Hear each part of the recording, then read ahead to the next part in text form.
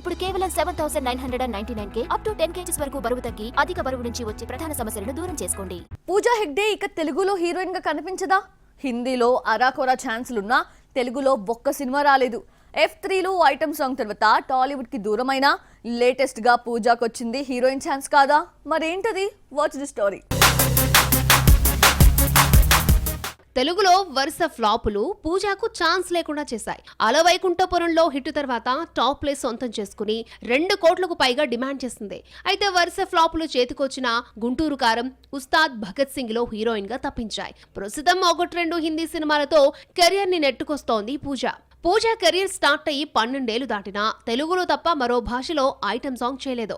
రంగస్థలంతో item girl గా మారి F3లో వెంకీ వరుణ్ తేజ్ తో ఆడిపడింది. ఆ తర్వాత టాలీవుడ్ హ్యాండ్ ఇచ్చిన దేవరలో ఐటమ్ సాంగ్ చేస్తోంది అన్న వార్త చక్కర్లు కొడుతోంది. కొరటాల తీసింది తక్కువ సినిమాలే, అయినా ఐటమ్ సాంగ్స్ ఎక్కువే.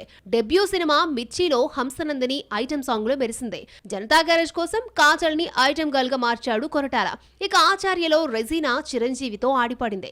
దేవర ప్రత్యేక గీతంలో పూజా పేరు వినిపిస్తోంది. పూజా F3లో ఐటమ్ సాంగ్ కోసం 1 కోటికి పైగా డిమాండ్ చేసింది అన్న న్యూస్ అప్పట్లో వచ్చింది. ఈ పాటను 2 రోజుల్లో పూర్తి చేశారని, ఈ లెక్కన రోజుకు 50 లక్షల చొప్పున 2 రోజులకు 1 కోటి వెనకేసుకుందని టాక్. ఒక్కో సినిమాకు 30 నుంచి 40 రోజులు కష్టపడితే 3 కోట్లు వస్తుంది. 2 రోజుల్లో 1 కోటి సంపాదించడం పూజాకే చెల్లింది. మరి దేవరలో ఐటమ్ గర్ల్ గా మారడం కోసం ఎంత డిమాండ్ చేస్తుందో చూడాలి.